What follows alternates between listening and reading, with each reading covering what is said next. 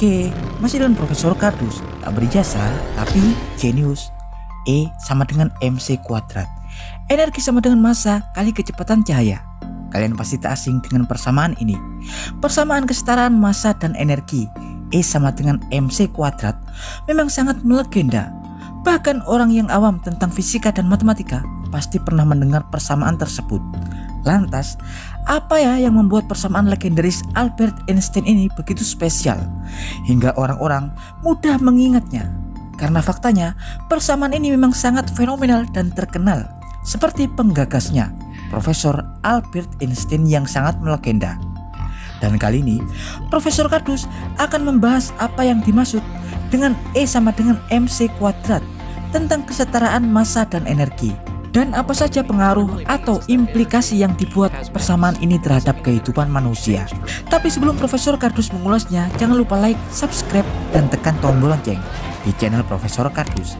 Tak berijazah, tapi jenius, untuk mendapatkan informasi dan notifikasi-notifikasi terbaru dari sudut-sudut bumi dan sudut-sudut alam semesta lainnya. Tahukah Anda, ketika pertama kali Albert Einstein memperkenalkan hasil pemikirannya tentang energi dan materi adalah satu hal yang sama. Kebanyakan orang saat itu akan sulit menerima fakta bahwa di dalam sebuah materi sebenarnya tersimpan energi. Semakin besar massa materi, maka semakin besar pula energi yang tersimpan. Tapi akhirnya semua itu dapat dijelaskan oleh Albert Einstein melalui penjelasan-penjelasan sederhana. Seperti ketika Anda mencoba memecahkan kotak kayu dengan dua benda, yakni bola bowling dan bulu yang dijatuhkan dari ketinggian. Pastinya Anda akan mendapati kotak kayu yang ada di bawah akan lebih terpengaruh oleh massa dan energi kinetik yang dibawa oleh bola bowling daripada bulu yang massanya lebih rendah dan ringan. Pastinya kotak kayu tersebut akan dihancurkan oleh bola bowling yang bermassa lebih besar.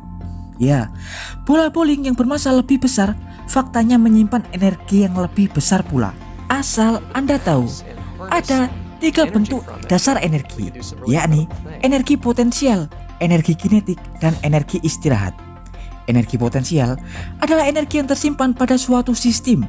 Energi ini dapat dibangkitkan dengan melakukan aktivitas. Energi kinetik adalah energi yang dihasilkan oleh benda yang bergerak, dan energi istirahat adalah energi yang dihasilkan ketika massa diakselerasikan mendekati kecepatan cahaya. Konsep energi istirahat diteorikan dalam relativitas khusus Albert Einstein melalui persamaan legendarisnya, yakni E sama dengan MC kuadrat.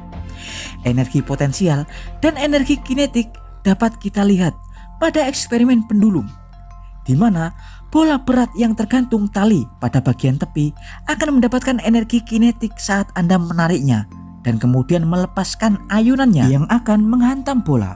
Hal tersebut akan membangkitkan energi potensial yang kemudian mendorong bola di sisi lainnya hingga menggerakkannya juga. Hal ini akan berlangsung selamanya, kecuali terjadi pengurangan energi saat terjadi gesekan. Dan gesekan-gesekan tersebut akan mengurangi energi seiring berjalannya waktu. Hal itu dapat memperlambat gerakan ayunan karena energi kinetik diubah lagi menjadi energi potensial. Ketika energi berpindah dari satu bentuk ke bentuk lainnya, jumlah energi selalu tetap atau sama, karena faktanya energi tak dapat dibuat atau dihancurkan. Hal itu yang biasa kita sebut dengan hukum kekekalan energi. Iya, seperti yang kita tahu, massa bisa didefinisikan sebagai ukuran jumlah atau berapa banyak materi struktur fundamental yang terdapat pada suatu benda. Segala macam bentuk benda yang bermassa pastinya tersusun dari atom-atom penyusun, di mana di dalam atom-atom terdapat nuklida atau inti atom yang di dalamnya terisi proton, neutron, dan elektron. Benda apapun di alam semesta ini pasti memiliki proton, neutron, dan elektron. Iya, proton, neutron, elektron adalah partikel dasar penyusun materi. Dan faktanya, partikel-partikel tersebut telah Tuhan isi atau lengkapi dengan energi.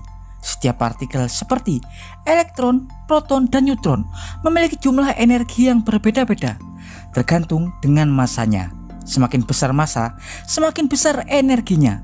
Seperti yang kita tahu, partikel dasar seperti proton dan neutron tersusun dari ikatan partikel yang lebih fundamental, yakni 3 quark di dalamnya, di mana 3 quark tersebut terikat sebuah gaya yang disebut dengan gluon.